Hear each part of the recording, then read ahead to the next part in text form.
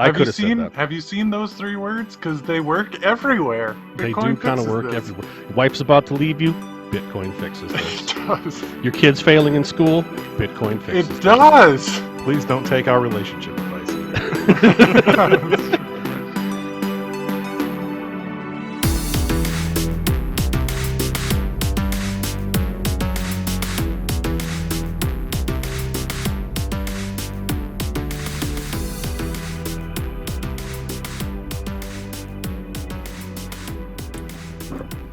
Hello, everybody, and welcome to the Why Bitcoin podcast, the podcast where we question everything, but mainly why Bitcoin. My name's Jeff. I'm your host today and all the other days, and I'm joined here with my good friend, my co-host, Doug. Doug, how you doing? I'm doing well, my friend. How are you? I'm excellent. It's a beautiful day to be enjoying Bitcoin. It's going to be an exciting beautiful week. day. Absolutely. Today we're joined with a friend of mine, a friend I've had for a long time. Everybody, a nice warm welcome from my good friend Acidtrain. Acidtrain, welcome to the show. Oh, thank you so much for having me. It's good to be here. It's good Dude, to get all welcome, these, Acidtrain. good to talk to you. Yeah, It's like in this format. It's kind of fun. It will I'm be enjoying fun. myself already. Yeah, man. For those of you that don't know Acidtrain, we met a long time ago. He is a pre-coiner. Oh, yeah. I think you're I think you'd be defined as a pre-coiner. And, I think I would define myself as a pre-coiner. a pre-coiner. if that's Okay. a thing. Yeah. So open to asking all the noob questions, which is what I've been dying to have somebody on to talk to about, because it's not only going to be like good for you to ask the questions, but also I'm nervous. I'm like, I wonder if I'll be able to answer these questions. So Doug? tonight's going to be can we stump the hosts? That's what it's going to be, huh? Host. Yeah, that's pretty much how it's going to go. Yeah. Awesome. We'll see. Yeah, We'll see how sure. it goes. Bring Awesome. it. Right on. Let's say, guys, if you're new to the show, if this is your first time listening to us, we are other places as well. You can find us on YouTube. Just search Why Bitcoin. Oh, wait, no. Stop. Oh, what did I miss? Oh, no, my friend. Things have changed since last show. You don't have to go looking everywhere now. You can just go to whybitcoinpodcast.com and you can find all the outlets right there. That's all we have to say now. Oh my. whybitcoinpodcast.com. Go there. You can find anything you need about Why Bitcoin, the soon-to-be Emmy award-winning podcast. Do they give Emmys for award? I don't know if Emmys even podcast? exist anymore. I'd give you one. Yeah. We'll take an absolutely. Acidtrain award. if you gave me one, Yeah, I'm not sure you'll I would take it. I'll start selling awards to you. You can buy them. Nice. I'll take all the awards. Take all the awards. Okay, one last thing. This is a podcast about finances, kind of, but you should definitely do all your financial research yourself, and nothing we say is advice. This is a legal thing we have to say. Acid, if you don't know why we say this, the SEC says if you give people financial advice, you can move markets and we will sue you. And then also people can sue you. So this is not financial advice, anything we say. So if they sued me, they wouldn't get anything. Well, that's just it, right? But they'll Here, throw have you. my house shoes. It's scary, man. People have been hit before and they come at you. It's like that was Why the can't whole... that poses the question, why can't we all just get along? I mean, come on. Why we got to start suing everybody? Yeah, I know it is. It's just that's how they keep it. That's how they keep the middleman down, man. The one thing we Yes. will never be short of in supply is stupidity. That's why. I will second that. Okay. Yeah, absolutely. Right on. Doug, I need a nice heartwarming story this week. Do you have I have one for one. me? I have one, and it's got a follow-up story to it and everything. So, for those of you in the Discord, you know that I was selling a Cadillac that our grandfather had given us, and so I decided that I was going to put my money where my mouth was, and so I had it both listed in fiat on Craigslist and in Bitcoin. And this college kid came in. He was really interested, and it's going to be his first car out of college, and he's all excited about it and everything.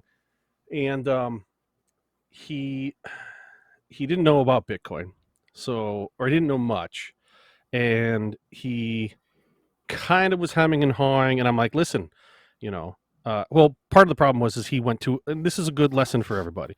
He was going to go to the bank the day he looked at the car, but the bank closed before he thought it would, so he couldn't get his money. Oh, no. And I said to him at the time, if you had Bitcoin right now, I would take Bitcoin and you could have this car and you wouldn't have to deal with a bank at all. You And he really should kinda have just said Bitcoin fixes this. Mhm. You've I seen could have that. said that. I could have said that. Have you seen those 3 words? Because they work everywhere. They Bitcoin do kind of fixes work this. everywhere. Your wife's about to leave you. Bitcoin fixes this. It does. Your kid's failing in school. Bitcoin fixes It this. does. I Please know. don't take our relationship advice either. That's true. So anyway, so he couldn't get it on Saturday, even though he wanted it, right? And then he came back this morning, and he did not pay for it in Bitcoin, which is all right, whatever, fine. Because I immediately went and I turned the money he gave me into Bitcoin, so whatever. But we were talking about it, and I told him about the podcast. So David, if you're listening, hey man, shout out to you. Thanks for sponsoring tonight's program. I appreciate it. Sup, David? David, yeah. And so he tells me this story about how he seems like a pretty smart kid, seems like he's going to be an engineer or something like that, and got a good head on his shoulders, but he's like, I'm just not sure about Bitcoin. And so like that was it. Like that was the checker, what's that called? Is that the red flag that makes you go in racing? The checkered flag is stop. Yeah. I think people say it. So the red flag drops as soon as he says that to me, right? Like I'm in go mode. I'm like, You're oh, excited. This is an exciting moment for I'm people. like, I have an option to talk to you about this? Let me tell you, right? Like, yeah. So we start talking about, I'm like, listen, here's the thing. And like, I gave him like my elevator 30-second speech about Bitcoin, right? I gave him the 2 big factors about how the dollar has lost 95% of its value since 1910 and how they printed, 23% of every dollar ever printed last year. Like I said, those are the 2 big ones. Like, start there and you'll start to, go for it. He's like, well, my buddy and I, a long time ago, we actually did use Bitcoin. And I was like, okay. And he goes, well, we used it to buy fake IDs on the dark web. And I'm like, what? And he just starts laughing. He's like, yeah. And so it's funny because apparently his buddy was the one that did it. I don't know what his buddy's name is, but he was like, yeah, my buddy had like 17 cents left of Bitcoin back then. And now apparently it's worth like $470. Mm-hmm. And I was like, wow, so that's a pretty good return on investment. Maybe you should look into that, huh? So he promises me he's going to listen to the show and he's going to start investigating. But it just was this really cool moment where I got to talk about Bitcoin. I got to sell a car. I think I made a new friend, so that's always good. Yeah, so that's the heartwarming story of the week right there for me. That feels good, man. Yeah, the funny thing about that is like people say, "Oh, it was $17 or 17 cents, and now it's $400." And $400 is not a life-changing amount, but 17 cents is literally nothing. And when you do the math on what the percentages is, it's just mind-boggling. And just to be clear, what we're actually saying is we're not saying that his Bitcoin is worth $470 or worth 17 cents. What we're saying is his Bitcoin used to only be able to buy 17 cents worth of product, and now it can buy $470 worth of goods and services. And that's why Bitcoin wins every time, and why it solves all the problems. That's why Bitcoin fixes it. Can Bitcoin help you lose weight? That's the dude. question. Yes, man. Dude, I've done 150 pounds since I bought my first Bitcoin. There you go. And I've been eating junk food every day. I've been sitting on the couch just looking at Bitcoin prices. You're saying you bought a Krispy Kreme with Bitcoin and you just funnel it from there? First transaction was pizza, man. So what does that tell you? That guy's probably skinny as a rail. So I wish that would happen to me. Dude, there is an app that I use actively. I went for a walk with my kid today, and it just pays you in Bitcoin for walking around. I did that too, actually. So, yeah, you can download an app. It traces where you walk, and then it says, hey, you walked 30,000 steps today. Here you go. Have some Bitcoin. Yep.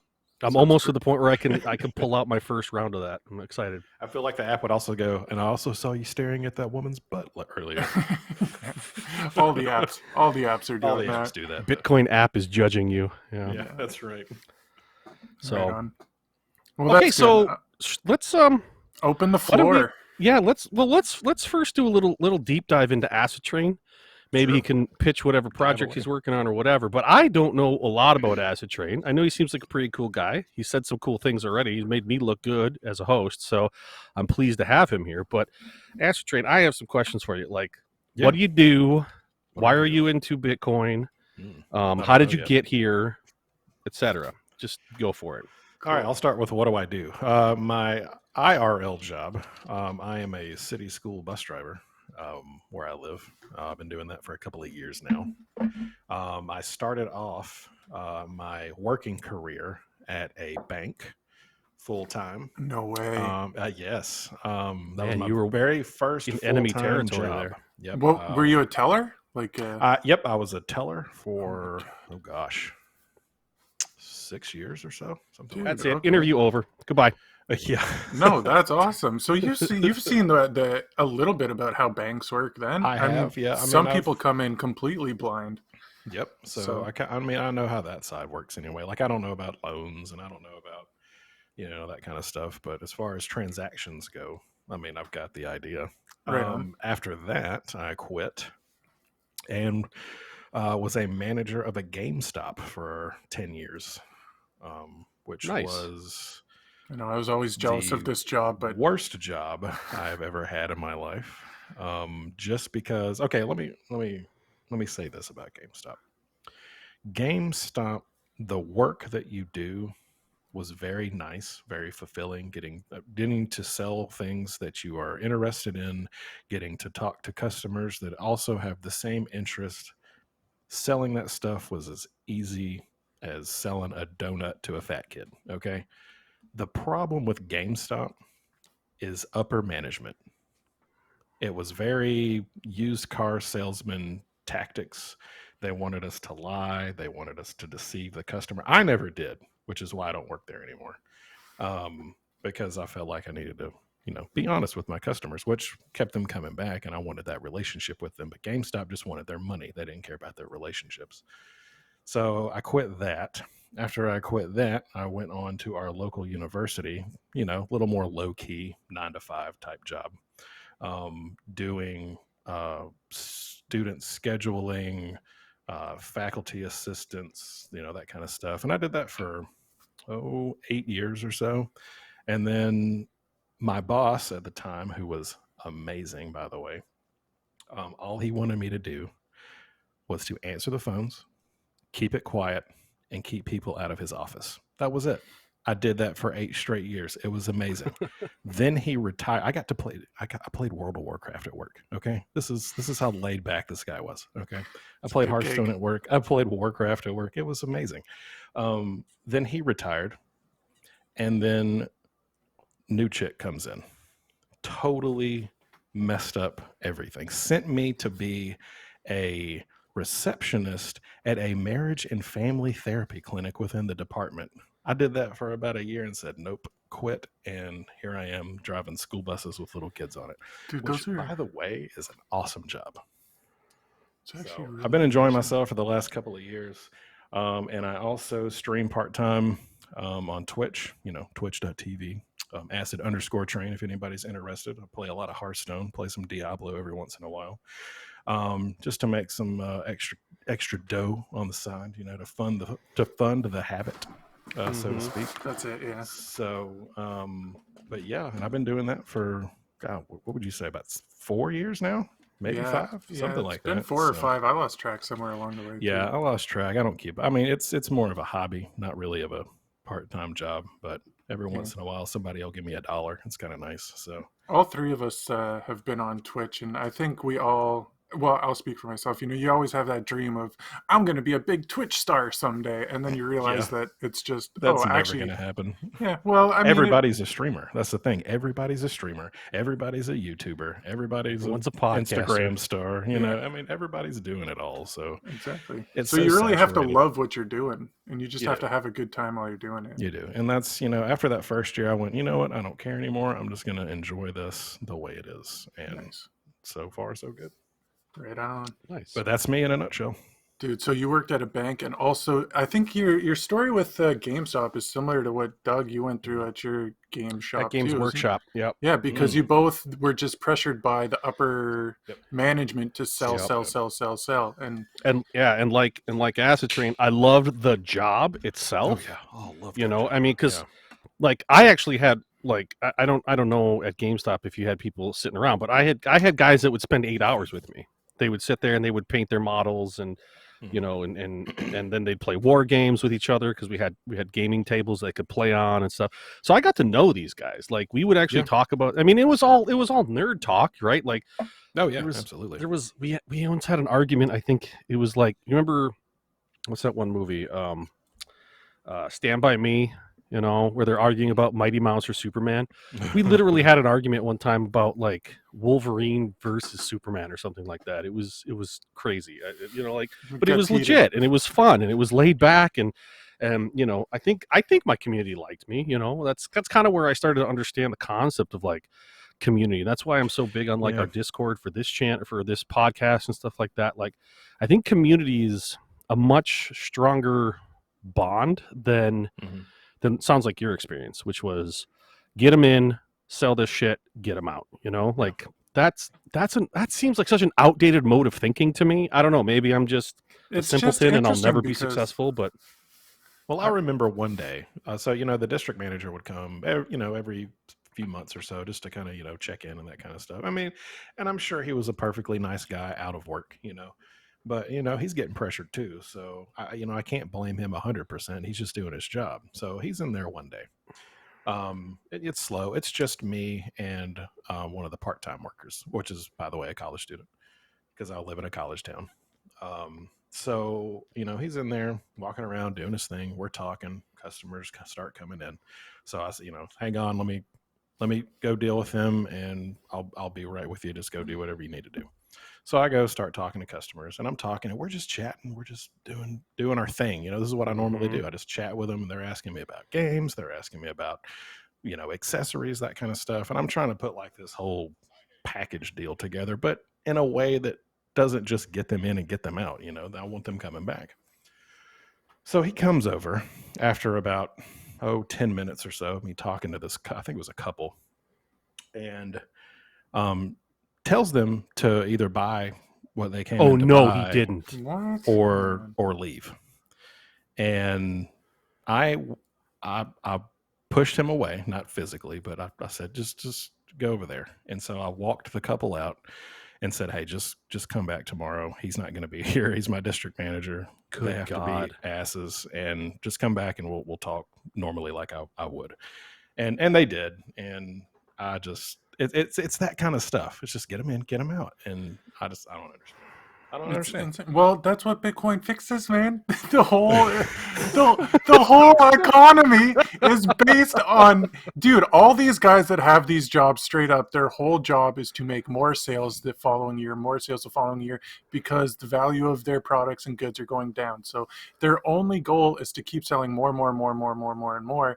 And that's why this whole economy that we're all living in right now is about to just come tumbling down, because we've reached a point where we can't exponentially go up anymore. You guys both were taught to sell more, don't spend time with customers, don't make good relationships, where in fact the best thing you can do is make a relationship with a customer, because you're going to sell them something good and then you're going to both benefit from it. But that's not the way that the money system we're working in works right now. It's scary, and everybody loses, because the district manager guy is sad because he doesn't want to tell people to leave. No, I'm sure he doesn't. Like, I'm sure he's doing what he's told by Exactly.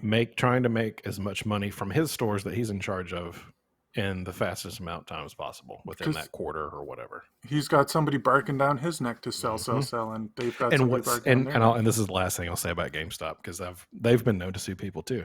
So it's crazy. I can't remember the guy on YouTube. There's this guy that used to work at a GameStop. He has a YouTube channel and he just shares all of his horrible GameStop stories. Just look him up. I can't remember what he's called. Just type in like GameStop employee. I don't know. He's like a little country man. But anyway. Nice. Oh crap! I forgot what I was going to say now.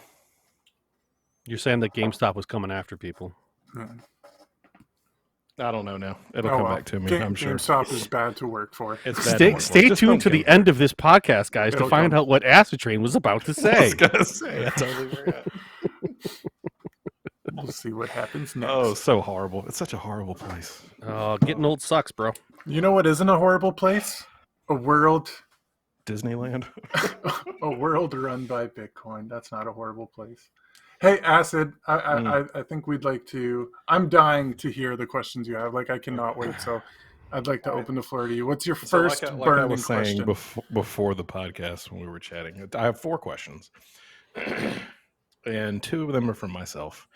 The other 2 are from my beautiful wife, who is a budget finance specialist um, at the university that she works at. But anyway, So, Jeff, what do we want to do? Do we want to take the hardball questions from the professional first, or we want to take the noob questions from they're Acidtrain? not intricate questions. They're Yeah, very plain questions. She's just more curious about right on.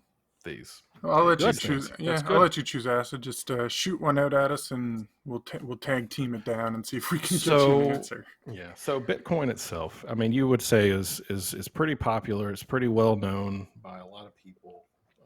Probably No. not as well known as the dollar or yen or whatever. But people, when you say, "Hey, have you heard of Bitcoin?" Would you say that at least 30% or to 40% of the people that you talk to say, "Oh yeah, I've heard of that term before," or "I've heard that before"? What would you say? Ooh, okay. I'll answer We've first. kind of touched on this before, and Jeff and I think have different Yeah, interpretations we of that. do. Okay, But so go, you go first, Jeff. my interpretation is not a lot of people know about it because when I first started researching it, I've said this before, I messaged literally everybody I knew because I was going through pretty much a completely mental breakdown. I'm like, I don't know what's happening. The world is going to end. Everybody needs to know. So I started screaming at the world and just letting everybody I knew know about I'm laughing Bitcoin. because it's so true when you Yeah, I contacted me. mean, That's exactly what it sounded like a crazy person, like accosting me on the, like a homeless guy on the side of the street, like grabbing me, be like, "The world's gonna end, Mister. You gotta pay attention." That was Jeff, and yeah. I love him, so I listened. But And Acid, I'm pretty sure I messaged you too, whether it was on on Twitch or Twitter, anywhere. Oh, And I'm just like, probably. I dude, you don't know. got to look into this. Oh, So you did. I think you hit me up on Twitch, Twitter, Instagram. I gotta get through to these people. I made a Telegram account just to I'm start pretty sure bugging I saw a people. plane come over my house, like Yeah. in skywriting something. A few Yeah, pigeons I were don't know. sent your way. Yeah. So Yeah, yeah, with that yeah. said, I talked to a lot of people, and almost, I guess, 99% either didn't get back to me, said I was crazy, or just were like annoyed. Doug was the only person to get back to me, and now we have a podcast together, which is very funny. But yeah, the majority of people either don't know about it, or if they do know about it, they think it's a scam, so they just write it off immediately, right? Well, So and I ask because I would say at least 10 years ago, I mean, I'd heard this term Bitcoin, like a good friend of mine who passed away several years ago, like he introduced me to Bitcoin. He had Bitcoin, like he did the whole mining thing about a decade ago or so. well, But I didn't really, I you didn't weren't know what it interested. was, but I knew kind of what he knew as You far were as like aware of it, yeah. I was aware of it, yeah. But I say that, or I ask that question just because, and this is one of my wife's questions, is so you buy Bitcoin or you mine Bitcoin. How come we can't just go to Walmart, go to Publix, go to Amazon and spend our Bitcoin and buy groceries or gas or anything like that? Okay. Doug, do you want to answer that one? Yeah. So this is the question from your wife: is why can't we do that? Yeah, like if it exists, this Right. is her whole premise. Because the first time I asked her about it, I was like, "Hey, what do you know about Bitcoin?" And she said, "Run away." And I said, "Why?" She goes, and she said, She's got to be our next guest. We got to get her on the show. she said, "Run away." I said, "Why?" She said, "Because it doesn't exist." I said, Okay. "Okay." So I didn't. And that's fair. That's absolutely fair. Yeah, Right? I mean, I see where I he's think coming any from. rational person looks at Bitcoin at first blush and they go, it's made up. It's gobbledygook, right? It's just a bunch of code that sits somewhere on the internet, and most people don't understand even how the internet works legitimately, right? So Still, they look which at is crazy, Bitcoin. by the way. Well, I mean, yeah, it's You don't true, need but to I know. mean, We don't need to know how it works, so there's no We You just know, know that it Exactly. works, you right? just know that it works. Yeah. Right. And we're really log mad on when to our internet Twitter, goes down. you get to spout off to the world, I can't stream my HBO. It's off. Why? right. So for somebody to have that hot take, I guess I'll call it, is totally legitimate. I mean, so I'm not going to knock Ms. Acidtrain because she's dead on here. And that was my problem with it. And I think I even said that to Jeff when he first started to ping me on this. I think I said to him, dude, it's a scam. And the thing for me was I had known about it for a long time. And the problem I had, I've been thinking a lot about why didn't I pick up on this sooner? You know what I mean? Because I don't think I'm a stupid guy, but I'm definitely like kind of set in my ways and like I'm resistant to change, like as a person. And what happened was I had some friends that got into Litecoin, and they just absolutely had their shorts stolen off of them. Right? They bought in, and he actually bought in like twice, right? Because he bought in it once and it like shot up, and he's like, God, I'm a financial genius. So he bought in again. He bought in more at a higher price point, like right when it was at his peak, like at 260 or 320 or something like that. And then it just fell through the floor, and he lost like $5,000. And I was like, okay, so it's a scam, right? Like that was my whole take on cryptocurrency. And so I would say there's two reasons. Number one, I think a lot of people have that story because a lot of people misunderstand there's a difference between Bitcoin and crypto. There's a massive difference between the two. So there's that. But then, in more direct to your wife's question, it's simply because not enough people have become part of this ecosystem for it to be interchangeable in that way. It's becoming that way, and you can see that more and more. If you're paying attention and you know where to look, you can absolutely buy in gas. You can absolutely pay your mortgage or your rent. You know what I mean? Okay. Like Sure. it's growing more and more. I think this last 6 to 8 months where we've seen this massive, vertical on it. I mean, what is it since January? It's doubled basically, Yeah, and you have big names coming in, and they're you got Tesla, and you've got Visa making moves, and you have I think it's J.P. Morgan last year went from saying it's not an asset to this year saying it's one of the best performing assets we've ever seen. You know what I mean? So like as it sort of So in a nutshell, you're saying that it needs people. Oh, absolutely, absolutely. Well, so here's the difference, right? The dollar, you use it because the government tells you you have to use it. You don't have a choice, right? And I So mean, and it used to be backed up by gold. I mean, and of course, right, but even at the very everybody beginning, probably shouldn't even have back should when have. Washington was president, right, and we came up with currency that had to be, and so maybe people don't know this, but when we first started, right, every state, even some counties, like every bank had their own currency.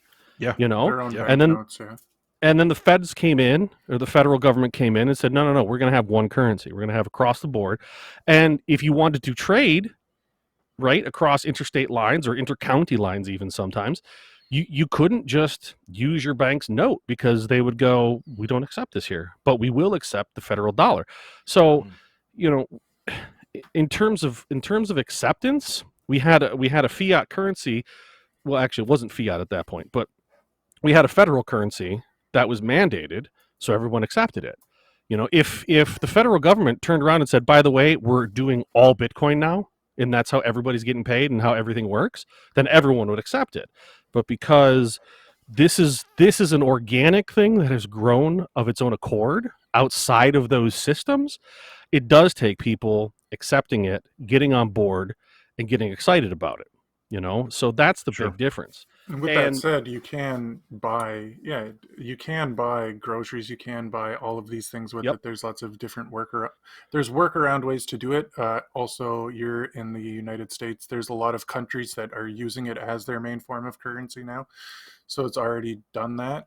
But is it converted to a dollar when you spend it? Well, depends where you're at. So in certain countries, they're just trading it around because their government's so messed up that they can't afford to use their own money's currency. So they'll just in between each other trade Bitcoin, and that's it. You can apply for cards and things where you get them and then you can buy something, it automatically transforms it into the dollar or whatever currency the So it's Right. like a swipe and it auto does its thing. Correct. Yes. That's And right. then, Yeah. okay. Gotcha. So the thing of it is like, so I have a company, right? I do leather work, right? Okay. And I will accept direct payments in Bitcoin. Okay. So what happens in that case is I have a piece of software installed on my website that does the translation. Eventually I want to get out of that. I want to just have like a single Bitcoin price. The problem with Bitcoin right now in terms of public acceptance, in my opinion, is the volatility. It's one of those things where one day it's worth 60,000 and the next day it's worth 45,000. We've Sure. had swings like that even recently. And so it becomes very hard to, when it's not stable like that, it becomes very hard to trust in terms of you're getting maximum value. Right. And when I see stuff like that, it makes me think stock market. Yeah. Mhm. And right now, for a lot of people, and this is the problem, right now, a lot of people look at Bitcoin and then by extension, all cryptocurrencies as well, as this stock market like roulette kind of, like gambling sort of thing. Which is kind of where I'm at right now. Like, do I Right. invest in this? Is that what that Mhm. means? Or am I buying this? Like, So so that's the funny thing about Bitcoin is that it's doing something that no money has ever done, because it's not only a store of value like a gold, but it also can be used as a currency, and it also functions sort of like a day trading stock if you want to do it that way. So you can use it to trade and make whatever currency, like you can use it and make US dollars if you want to trade it like that. You can use it just to trade and buy goods and services, or you can just hold it and watch the value of it go up. So everything else has kind of been one of those things. Like stocks is, this is a stock, you use it to trade and then you make more money from it. Gold is, this is gold, you buy it and you hold it for as long as you can until you need to use it. And currency is something you just trade around. Here's my $5, give me a cup of coffee.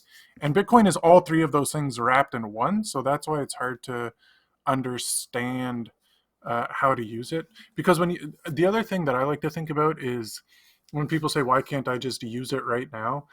By using Bitcoin, you're also using it just by holding it, because you're using it to store your wealth. Correct. So just because you're not spending it doesn't mean you're not using it. Whereas with all the money we've grown up with, the only way you use it is to spend it. When you get a $20 bill from Granny for Christmas, you're just thinking of all the stuff you can buy. Yeah, you go buy X-Men figurines. Exactly. That's what I did. So with Bitcoin, it changes your idea, because you're not thinking about what you can buy with it. You're thinking about when you're going to spend it and what purpose it's going to be for, because is that going to be worth it? It makes you change your way That's of an interesting thinking. take. That's true. It does really change your mentality. And I want to springboard off of that and say Bitcoin, I think, more than maybe any other invention, is more philosophical than physical. Like if you really get it, right? And this is something that Jeff So and what I you're have- saying is that it's a state of mind. It really kind of is. Like it really sort of is. If you are, and Jeff has been slowly dragging me towards this Bitcoin maximalist status. And I mean, I'm not, again, I see the value for what the other things are, and I don't even want to touch on that. But my point is I've started to understand, because when I talk to people, right, in day-to-day IRL life, I start to, like, I have a friend and he's been really resistant, but he's in the game, right? But he still looks at it as just I'm going to buy it at this and it's going to shoot up to this, right? He's just looking at it as that. And what needs to happen, I think people need to really start understanding there's a philosophy behind Bitcoin. That's why Satoshi came up with it in the first place. It was this philosophy of a freedom that comes through financial independence. And when you start to understand that Bitcoin does that for people at a very real, personal, and street level, it changes your mentality on Bitcoin. It stops becoming this vehicle to just make a lot of money, and you start to understand that when the inevitable happens, because it always happens with fiat currencies always fail. There's never been one that's existed. I think we're the longest now. The US dollar is the longest, right? Mhm. But on average, fiat currencies last 250 years. Okay. it always happens that they fail. So when that happens, you start to go, well, I mean, if you understand it's going to happen, you start to go, okay, well, what else do I do with this quote unquote money now that what, I've right. And so the idea of a Bitcoin, the concept behind Bitcoin is one where it's limited, it's secure, it's personal. People can't, theoretically, no one can touch it, I mean, unless you do something stupid. And you start to take this personal responsibility aspect to it, which is very foreign to people. They're really resistant to that idea. I think that's been the biggest stumbling block I've come across with people. It's that they just don't want to think about their money. They don't want to be personally responsible. Right. And Bitcoin requires that of you if you're going to use it as it's intended, which is a medium of trade. Right? You have to be willing to do the homework on it. And a lot of people just don't want to. And I think that's the biggest lazy. Yeah, absolutely. And the world wants instant gratification. Yeah, it's two of the worst things going on. Which is why credit cards are so popular. It's so bad. People want awesome things, but they don't want to do anything for it. And Bitcoin, it changes. That's why it's hard, because you have to put in some time to learn. That's why everybody's a streamer. I can play video games. I can play video games and make money. I'm going to do that. Come on. Yeah, man. I mean, would Shroud be, fixing your grandma's plumbing? No, probably not. This didn't exist for him. Yeah. Mm-hmm. It's because so many people are sitting around watching. Okay, so kind of going into my next question. This one's mine. I'm just more curious out of anything else. So with the dollar or with any fiat currency, you can just print more and more and more. You can just print it. You can print as much as you want. All that stuff. We all know that. It's happening now. Is there a cap on how many Bitcoin exist? Or can you just keep creating Bitcoin? Okay, that's a pretty that's all straightforward. You, Jeff. Slam dunk that one. Okay, this is a good question. There is a cap on Bitcoin. It's 21 million. That's how many will ever be created. It can't be more than that. It's as simple as a line in the code. Bitcoin, at the end of the day, is just a program. And in that program, there's a line that says, once 21 million is produced, do not produce anymore. So it's that simple. So the mining will eventually stop. That's correct. Is that what you're saying? 2140 is when it's done. Yep. There's actually a clock that you can look at where every 4 years? Every 4 years, every block, a certain amount of Bitcoin is mined. And at the end of every 4 years, enough Bitcoin gets mined that it halves the amount that gets mined every block. So I think right now we're doing, I should know this, I think it's 6. I think it just went down from 12 to 6. It was 50, 25, 12, 6. Yeah, so every block 6 Bitcoin are mined, which is every 10 minutes. And then in 4 years, it'll go down to 3.25, and then it'll go down to 1 point whatever, and then so on and so forth until the year 2140. It's just the way it was programmed. Is it 2140 or 2040? 2140. Okay. Yeah, because just think about it, Doug. There's going to be eventually the miners are going to be getting like 20 sats or something. It's going to be pretty funny, right? But they'll be worth so much. Yeah, but that's part of the genius of the design. Honestly, like if you just spend, I don't know, half an hour and just think about, so that was 21 million as the 21 cap. million. Yeah. 21 right now million there's is the about 18 million that have been produced. So you can see the quick decline that's going to happen with these halvings, how quickly it's going to go down. But when you look at it though, right? Like I mean, again, Satoshi is a genius, honestly. Like I don't even feel ashamed to say that, like, because I'm usually not a hero worshiping kind of guy, but like fucking genius. Come into straight my up. web. Yeah. Right. Because his whole concept was initially it's going to need a lot of people to have it so that people start accepting it. Like he understood the psychology of money, which is insanely prescient, right? And then he understands as more people accept this and it becomes more valuable because more people are accepting it, you're going to want to reduce the outflow so that it doesn't all end up in one person's hands, because then it kills it. If just one or two conglomerates own it, or one country or one person, it kills it. It's dead.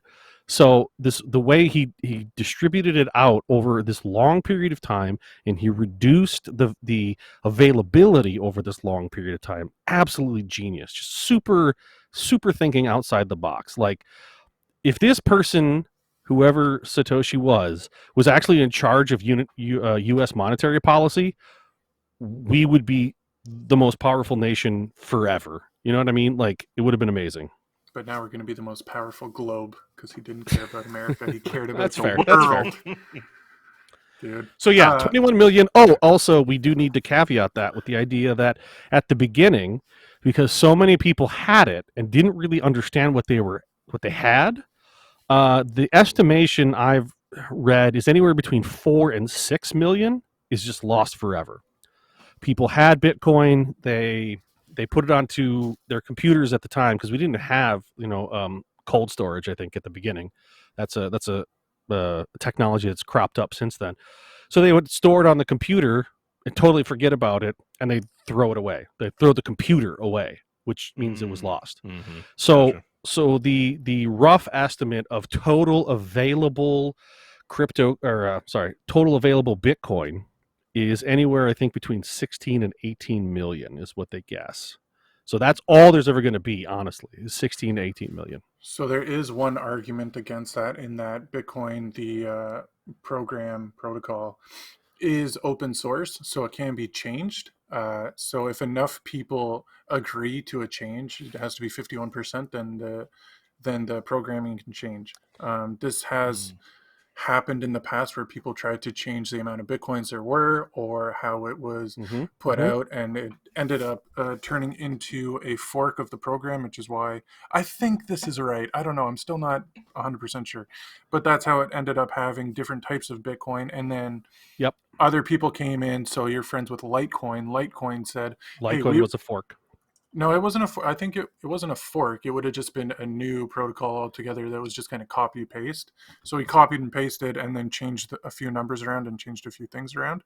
So he said we want to have 84 million Litecoins, so then they can have 84 million Litecoins. Oh, okay, and that's maybe. why Yeah. So that's why you have all these different cryptocurrencies, is people taking the Bitcoin technology and copy pasting it to a new program and just trying to launch a new thing. So people can change it, they can adapt it, but the actual core Bitcoin that was launched when Satoshi launched it in 09 hasn't been changed yet. And the amount of people involved now are so large that to get a 51% agreement on a change is going to be very, very difficult. They're actually trying to do it right now. Right, because at this point you'd be slitting your own throat if you agreed to that. If you've invested heavily in Bitcoin, or you either through mining or holding a node or just hodling, with fiat cash, if you agree that we're going to go ahead and, let's say, just randomly, we'll say double it. We're going to say, okay, there's now going to be 42 million. You just literally cut your purchasing power, your value, in half. So it's never going to happen. Like, people, again, I go back to this guy is a genius in terms of psychology, because he understood how people deal with money. And I want to know who it is, just so I can shake his hand. Like, he's damn genius. People don't work against their own best interests, and he knew that. And so he knew, if this takes off, then they will never vote, because it would be dumb. Why would you slit your own throat? You know what I mean? Like, but it's so genius. There are things that have been implemented since that have been good. So there's always an argument that if it needs to be changed, it can be changed. It's just, if it's a bad idea, the majority vote wins, and it's nice that you can't argue it. It's like the majority said no, or the majority said yes. So right. If someday comes and we need more Bitcoins for whatever reason, and everybody agrees to it, then yes. But that is a 0.00000 repeated forever. I'm about to say that was going to be my next question. So say everyone said, yep, let's do this. Bitcoin rules all. We're going to switch over. That's what we're doing. And now you've got the entire world or an entire nation or whatever doing Bitcoin. Now, is there enough Bitcoin to go around to sustain life as it is, to have everyone pay for their mortgages and their groceries and their vehicles and their vacations and that kind of stuff? I mean, now that say now that the dollar is gone, say now that the fiat currency is gone, there's 21 million or so Bitcoin out in the world. Some people may not have any of that. Some people may have a ton of that. And where do you go from there? Nice. Doug, do you want to answer, or do you? No, I mean, you go ahead. I mean, Okay, these are nice. I like these questions. These 'cause are we great can totally answer them. And I they're- can answer it. Yeah. Honestly, I was severely this episode more than any other episode, even having Surfer Jim on last week. I wasn't as nervous about that one because I just figured, okay, we just let Surfer Jim talk, right? But this one, I was like, oh my god, he's going to ask us something, and we're not going to know the answer, and we're going to look like total idiots. It's okay. But I'm these okay are with looking like an beautiful idiot. questions. I love Yeah. them. Dude, yeah, it's nice, and that's why I was excited to have you on, Acid, because when you're first starting out, you have all these questions, and people might be scared to ask them because they might seem like dumb questions. There's no dumb questions because you don't know until you ask. I don't want to give the wrong impression that like you're so stupid, Acidtrain. We totally know this. I told you before, I wanted to come in as the noob of Yeah. Bitcoin because I have very little knowledge, and this is going to sound very nerdy of me, but I love Star Trek. I love the economy of Star Trek, the no money situation, the all you need is to better yourself. I mean, that's all you need. Of course, I don't think we'll ever get there, but Bitcoin to me coming into that seems that's one step in that direction, I guess, if that makes sense. Exactly. So that's why I was asking, like, if we're all Bitcoin, there's only a limited amount. Mm-hmm. What happens? Okay, so the first simplest answer is that yes, there's 21 million Bitcoin, but there are 100 million parts in each Bitcoin, which are called a Satoshi, or a Sat for short. So 100 million. So you can think of that. Can you compare contrast? Okay, since we'll just go with the dollar. Can you compare a Bitcoin? So you're saying like one Bitcoin, for instance, we'll call it $1, and within that $1 there are, like, you have your pennies, you have your nickels, Exactly. Is that what you're talking about? Exactly. Yeah, So essentially, yeah. instead of having 100 pennies, like if you have 100 pennies or $1, you have the same amount of money in both hands, right? So Sure. if you have 100 million Sats or one Bitcoin, you have the same thing. They just equal each other. 100 million SAT, like SATS. SATS, Yes. yeah, it's short for Satoshi. Satoshi, who Doug's mentioned a couple times, is the creator of Bitcoin. The creator of Bitcoin. Okay. Yeah, Got it. it's an anonymous name. We And don't know who he You is. said, what would you said 100 million? 100 million, that's right. 100 million A little So while that's, ago, is one Bitcoin. that's right. Correct. So Jeez. a little while ago, That's so crazy. yeah, I mean, a little while ago, people were arguing to call a millionth of a Bitcoin a bit, and there was one for just a tenth of a Bitcoin as well, but it just ended up working out that Sats made more sense. It changed so quickly from Bitcoin to Sats because I don't know, for the average person, for me, definitely, I can't just go buy one Bitcoin at $60,000. Right, because I mean, if you're looking at this from a dollar perspective, and so you're saying that there's only $21 million in the grand scheme of the world, that's nothing. Mm-hmm. Okay, so we have to change our mind about how value works, right? When you start, No, I'm just talking about number. No, exactly. Yeah. Yeah. No, you're right. Yeah. In fact, I don't know if you caught last week's episode, but Surfer Jim did an amazing article. He broke all this down, and he talks about the idea. And what he did is he compared it to landmass in the world, Okay. right? And so because he addressed the issue that you're bringing up, which is, look, there's only 21 million. So how could everyone possibly have one, right? There's 7 billion people on the planet. It's just there's no math there, right? And so what he did is he started to break it down versus, and I strongly encourage every listener to seriously, the article is linked in our last podcast in episode 11. Really, you should go read it because it's a fascinating take because he compares it to landmass, and if you start to look at all the land that's still available in the world, right, versus every person, and I forgot what the number was, but it was ridiculously sizable. Right, Sure. like I think it was like 40 or 100 acres or something per person we could still do. Yeah.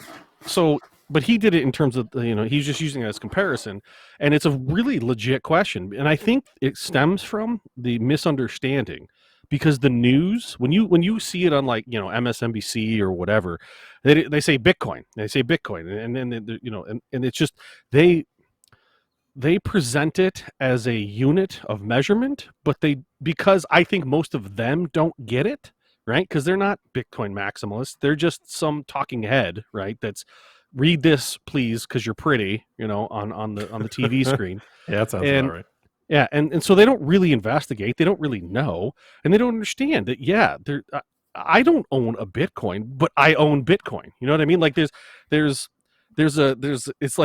Bitcoin with a capital B and then Bitcoin with a B. You know what I mean? So um, I own Bitcoin with a lowercase b, but I don't own a Bitcoin with a capital B. You know what I mean? You're So saying the wrong narrative there, Doug. Actually, Bitcoin with I see where you're going. I'm just going to clear that up for listeners. okay, you clear it up. Bitcoin with a capital B is actually the protocol that the program's running on. Bitcoin with a lowercase b is the actual currency we're trading around. So when you say Bitcoins, like there's people that have Bitcoins, and it sounds stupid to me now. Bitcoins? Who has Bitcoins? That's like crazy billionaires have Bitcoins. I have Bitcoin. So you can say you have Bitcoins, but those people are now, if you have Bitcoins, you already have 100,000 some dollars. If you have Bitcoin, then you're just talking about you have an amount of a Bitcoin. Right. And that's a massive misconception. I think that's honestly, I've run into at least, I would say, half a dozen people in trying to convert, right, and trying to bring Bitcoin to the masses. I've at least run into 6 people that have been like, I can't afford that. That's ridiculous. Mm-hmm. And the answer is, if you have $20 in your pocket, if you have $5 in your pocket, $2. $2. Yeah, I mean, honestly, like $2. That's one a great movie of all time. But you can own Bitcoin today. Within 15 minutes of listening to this podcast, you can take $5 out of your account and you can own some Bitcoin. That's how it works. Mm-hmm. So the answer to your question is, how does it work for everybody? 2 ways. Number one, a Bitcoin can be divided up 100 million times. So everyone can own one Satoshi at least. Number two, what you really have to understand is the idea that Bitcoin eventually will not be measured in terms of US dollars. It shouldn't be now, but it is, because that's what people understand. We talked about before. The US dollar is mandated. It's what everybody understands because the government tells us you have to work this way. So we get it in that terminology. But at the end of the day, what you're going to have, right, when we get, I'm going to predict, and Jeff can disagree or whatever, I think 5 or 10 years from now is when it goes like worldwide hyper Bitcoinization. What we're going to start to see is people will start to price things.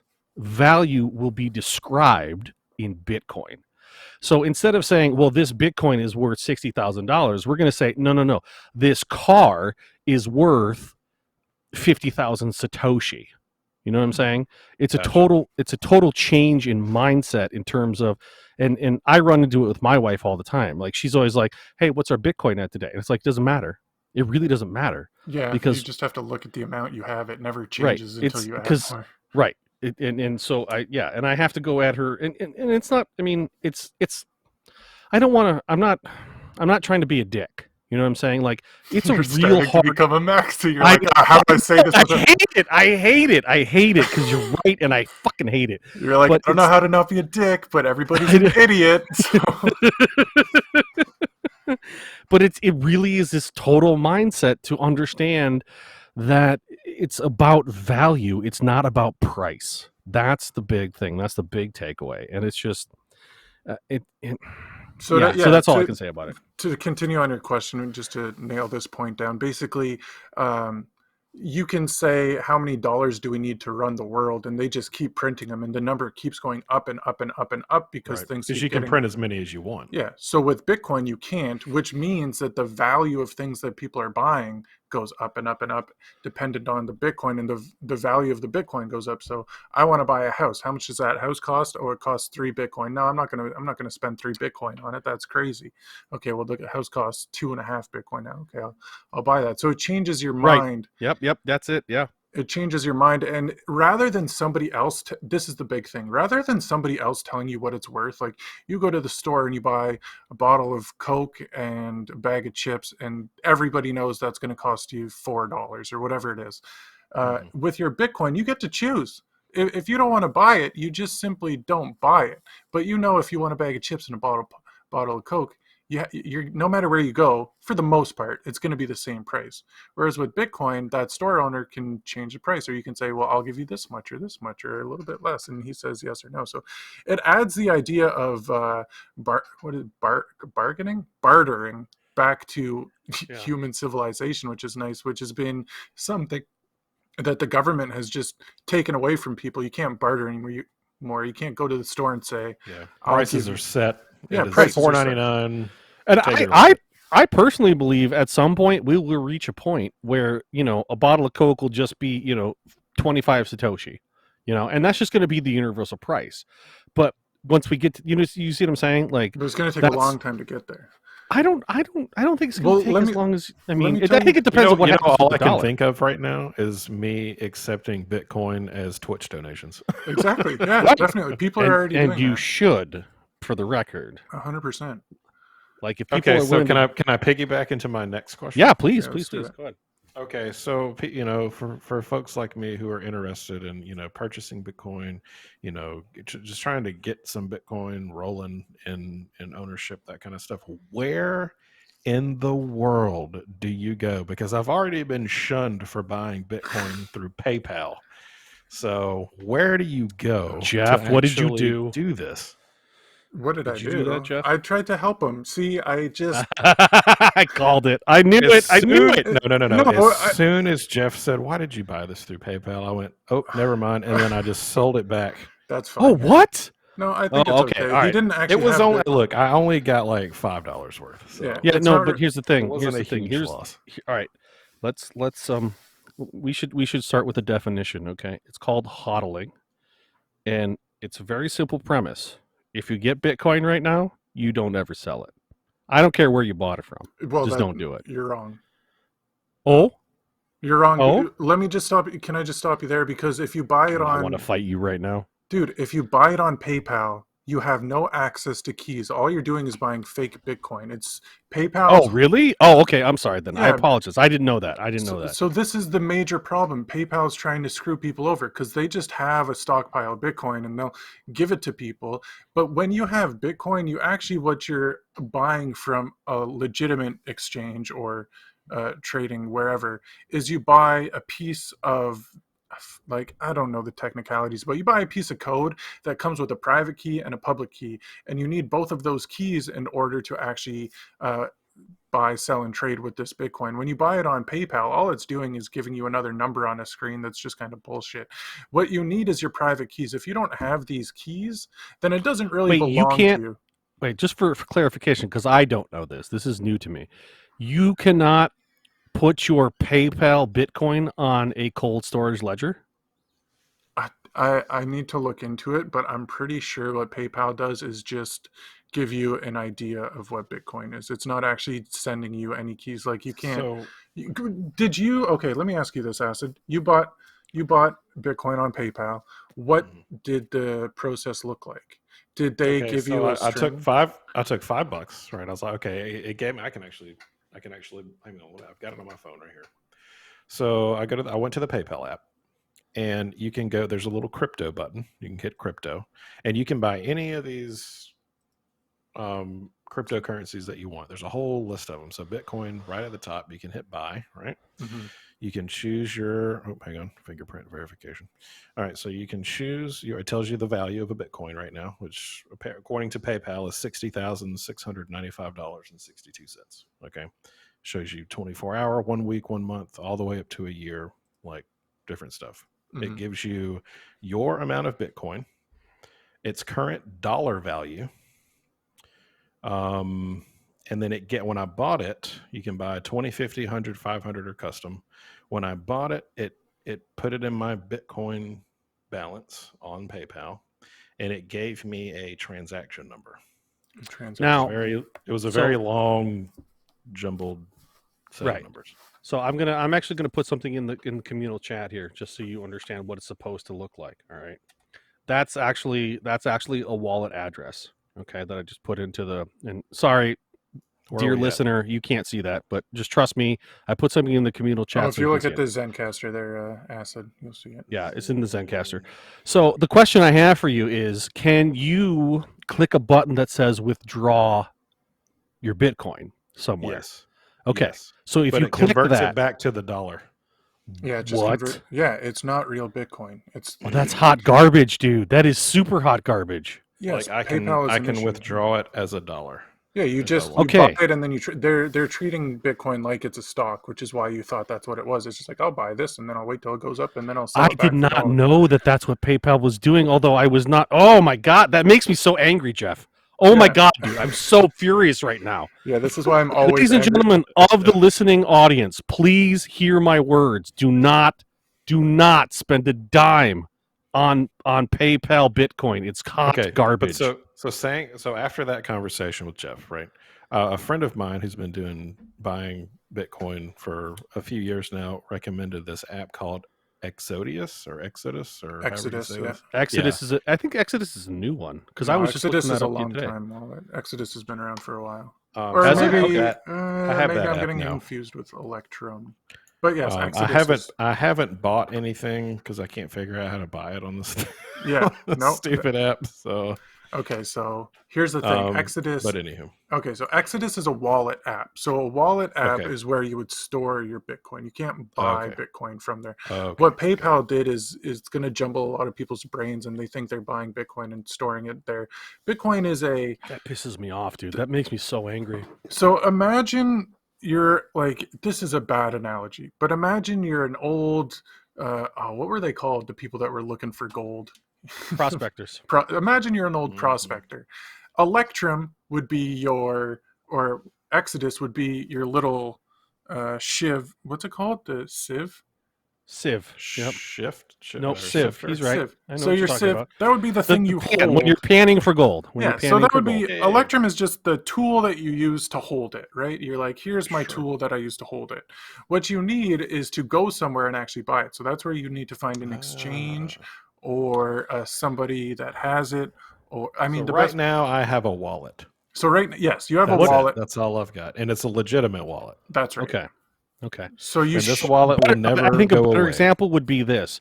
What PayPal is currently, right? There are for those of you that are interested in gold, there are websites where you can buy gold and they quote unquote hold it for you. Okay, and that's what they're doing. So then when you ask for your money back, they don't send you gold; they send you the cash value of the gold Mhm. at that time, right? Which to me, super hot garbage. If I'm going to buy silver, which I do, I buy silver, I buy gold, and I get that shit in my mail. Like that shows up, and I bury it in the backyard. You know what I mean? So that's what PayPal's not asking you to do. Mhm. They're saying, please buy this product at current value, and then what we're hoping happens is that the price drops when you ask for it back. Mhm. That's what they're hoping happens. So what you have with Exodus, and I'm not familiar with Exodus as a product, but what you have is would that be considered? I think that's technically a hot wallet or a warm wallet, It's maybe. just, I mean, yeah, you can use it as No, there's a difference, and people need to know, man. Like cold storage well, is Exodus, you can run Exodus on cold storage or like it's just okay. So wallets are not actually. It gets confusing. Gonna yeah, try it and does, say. and that's why we should definitely address it. Is my So point. even with a wallet, what it's actually doing is providing you with a your private key, and that private key can be accessed from any other wallet app. All you need to do is know what it is. So when Okay, you but open, before you go any farther with this explanation, I think this is important that I think people like me need to know. So we have this wallet. Can this wallet ever be discontinued, taken away, deleted at any point? okay, so yeah, so that's where I was kind of going with this. So what it actually is it provides you with a private key, and that private key can be accessed from any other way that you can access the Bitcoin network. So Exodus says, okay, here you go, Acid. Your key is these 12 letters, and there you go, and it's stored there. But if Exodus goes down and everything stops working, you can just load up Blue Wallet or you can load up anything else and then put in that key, and then there's your Bitcoin sitting there, which is something that I didn't understand for a while. But yeah, Okay. all you're really So it's doing. not the wallet that's important, it's the No, I key think that's you're important. no, you're not. That's not I don't think that's 100% accurate, Jeff. Okay. the only way your coin, your Bitcoin, is 100% safe is a cold storage wallet, because that takes it off of everybody's ledger. It only is your ledger. So, and I don't care what you use. This is my And that's a experience. physical. That's a That is a physical. so all right. So drive. like Ledger, which is a company you can look up. I think they're out of France or Switzerland. But yeah, I mean, I've seen you can buy the Right. It's the a thumb hardware. drive. It's a thumb But drive. the thing, okay, now my question with that. So say that gets damaged or lost. You're fucked. No, Yes. you're not. Yes, you are. What? So long as you Fight me, know, bro. so long as you know your passphrase or your address, you can access Okay. those Yes. Bitcoin. Okay. I'm sorry. You're right. So it you're right. doesn't matter. The actual, like, that people take their cold card and just throw it in the ocean. They don't care because it's in. A lot of Bitcoiners just memorize their key phrase. It's 12 words, or like I've written it down. You can open up as many wallets as you want to, by the way. You don't have to just have one. But you memorize that key phrase, and that just gains you access to the Bitcoin network. Imagine you're sitting at home and you're playing WoW, and you have a really cool character on WoW, and he's awesome. And then your computer breaks. Well, it doesn't matter. You buy a new computer, you log into the WoW server, and then you load up your character. He's still there waiting for you. Right. But that suggests that someone else is holding all of that information. So with this private key, you need a private key and a public key. And since then, there's been something called multisig that you can create multi-signature. So even if somebody gets access to your private key, which is a whole other spiel of how they can't do that, but even if they did, they still need to have a public key, and then you can further secure yourself by adding multisig to it, where you have your private key split up into multiple different areas. So you need to have access the same way that when you log on to Twitch or wherever and you have that two-factor authentication or whatever it's called, you need to have it here, here, and here. And with Bitcoin, you can have up to, I think they have it up to 7 now. So you want to access that Bitcoin? Okay, do this password. Okay, put your thumbprint over here. Okay, now do this pattern over here. And you need to do 7 of them to access it. So people that have a whole bunch of Bitcoin will store it in a large multi-sig wallet account. And then for just pocket change, if you have $1,000 that you want to have quick access to, you'll have it in a storage where you just quickly can change it with Like just a one like signature. like a phone wallet or something, like a hot wallet. Exactly.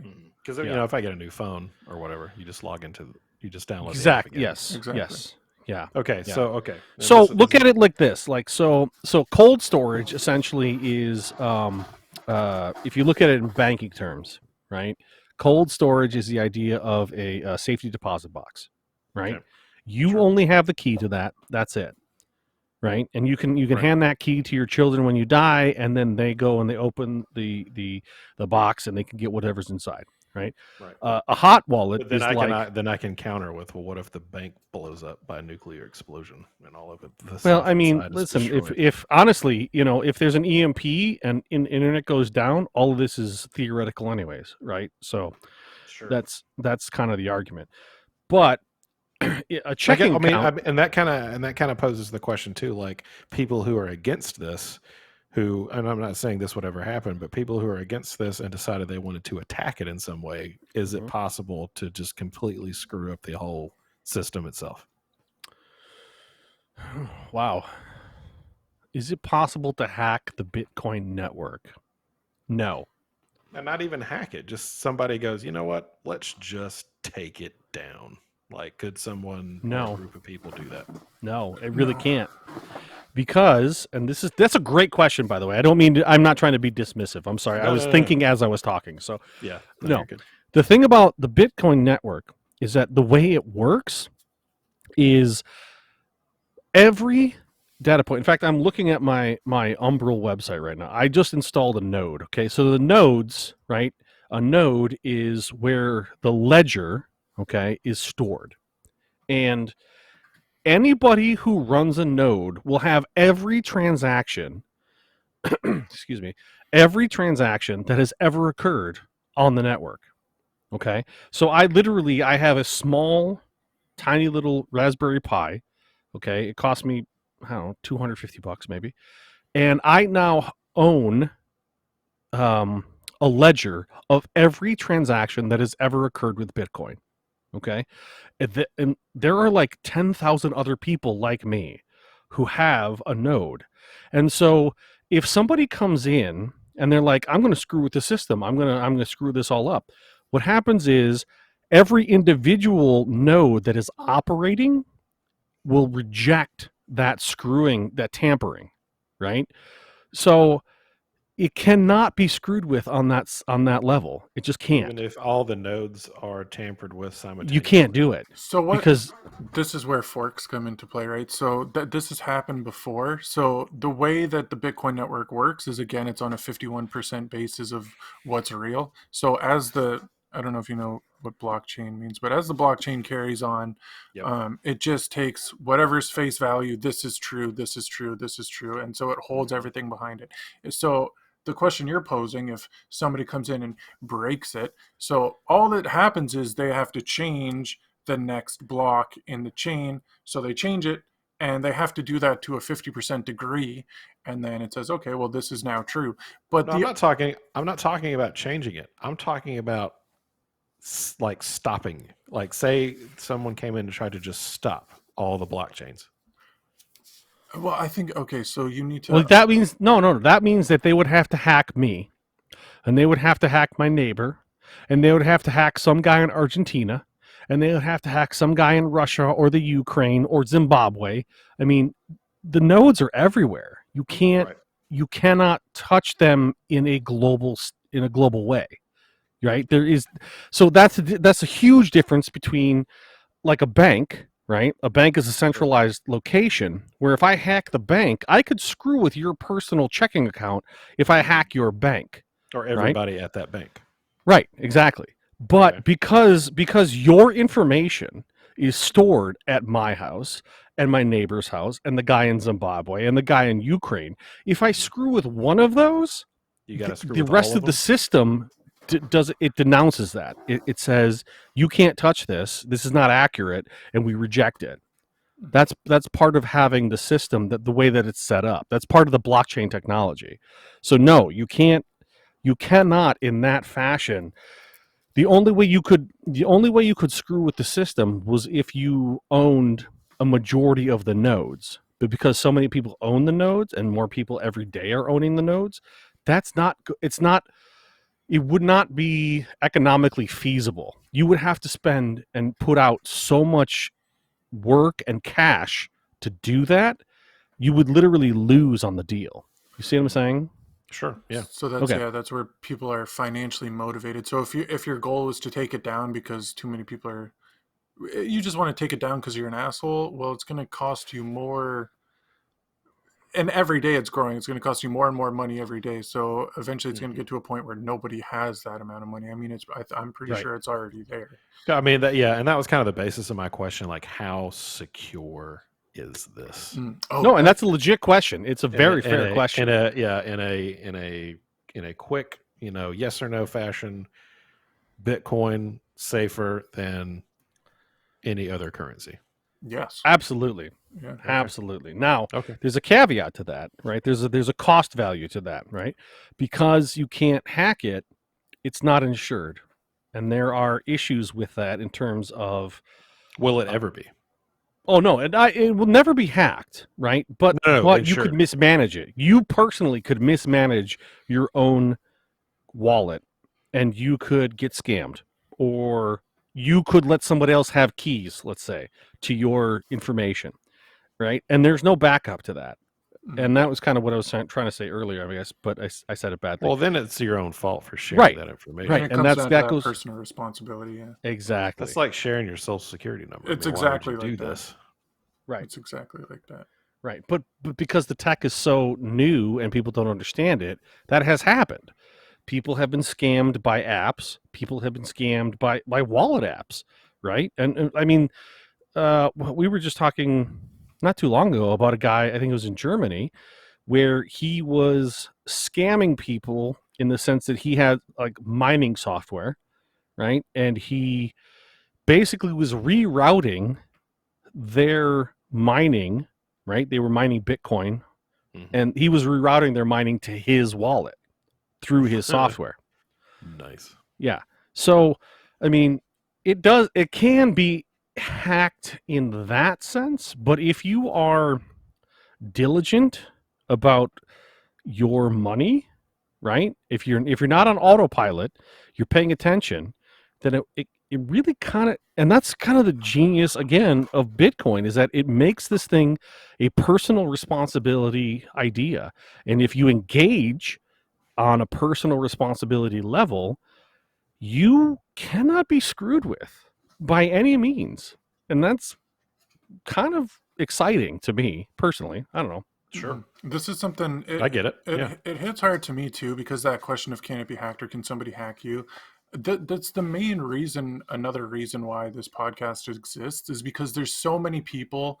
Acid, like if you went out and you asked somebody, even maybe a close friend of yours, and they're like, "Oh yeah, I know how Bitcoin works. Let me help you out." There's so many people that are scamming or that are lying to people or putting them on the path of buying shit coins or all these other things that you can do that's not right, which is why on this show, like whenever I ask people if they know about Bitcoin, I just say, hey, do you know about it or do you want to know about it? And do you have any questions? I would never ask you to buy it. I'm never going to help you buy it. Well, I'll answer your questions, but I'm not going to be there sitting by and now do this and now do that, because then it's like having somebody over your shoulder while you're setting up a bank account. Like that's just, Yep. Sure. Yep. it's, Good point. so you have to figure out how to do it by yourself. It's one of the most important factors here, and there's so many people that are preying on people that are just, oh, I'm broke, I don't know what to do, I've heard about this Bitcoin thing, can you help me? Oh sure, I can help you. How much money do you want to invest? Oh yeah, just do this and this. And then now they've gone even further in debt because they got screwed over. And it's running rampant on Twitter right now. There's 1,001 scams that are going on. If you click the wrong person, they will steal everything from you. So I'm very concerned about it. And that's the fight I'm trying to fight anyways. So yeah. Does that All answer right. your question though, Acidtrain? Yes, it does. Okay. It does answer All my right. question. And that's all I have for now. I know we're getting into the hour 15-ish mark. And I do have to be up at 4:30. So Right on. Yeah. Well, Got to bust those children. I gotta bust those kids in the morning, But yeah, Awesome. hey, this has been awesome, and I would love to come back and rattle your brains some more sometime. right on. All Man. right. I Yeah, will make a deal with you. You can Mm. come back on the show if you own Bitcoin by the time you come back on the show. no, you don't have That's, to. that's got to be the rule, man. This No, is like, exactly you what I get just one. went off about not doing. Don't do this to people. Make your own. All right, so let's wait. Let's help him. Let's help him figure out real and the audience listening, right? Where are good places to get Bitcoin? Yeah, that was a legitimately? question, right? So Yeah, we didn't really even touch on it. So So for me, I'm in Canada. There's lots of local exchanges you can go to. There's actually a place you can go buy Bitcoin for cash just down the street from me, which I found out the other day. oh, really? That's interesting. Yeah, there's lots of ATMs around too that do it, Bitcoin ATMs. But the most simplest way would be to find an exchange. The biggest one right now is Coinbase. If you want simplicity, Coinbase, I guess, is the place to go. But I'd really recommend finding something otherwise than that. Acid for you, I'd recommend looking into Swan Bitcoin. I have friends over there that can help you, and it's a Bitcoin only exchange, so you know it's legit. In Canada, we have an exchange called Bull Bitcoin. So there's a bunch of these exchanges that are. And all these places will all like you purchase the Bitcoin. They like how does So there's different and I ways. know that we're probably getting to another whole hour of discussion, but in a nutshell, do these places you go to these places or visit these places, you purchase your Bitcoin. Do they give you can put that on your wallet and you can attach a card somehow to this wallet and then and So use it if you want, yeah, or basically you not would use just it if you go want. in. You would just go in and say, I want to buy Bitcoin. Here's my wallet address. It doesn't matter what wallet address you have. So you'd say, I have Okay. Exodus. It doesn't matter. You send Okay. them here, like Doug sent you. It's just a string of letters and numbers Yep. or a Yep. QR code if some of them have the QR code capabilities. You say, here's my wallet. Give me Bitcoin, and then they'll give you Bitcoin. On the wallet that you have, it'll show transaction pending and then transaction confirmed. When it's done, it takes a few minutes to go through.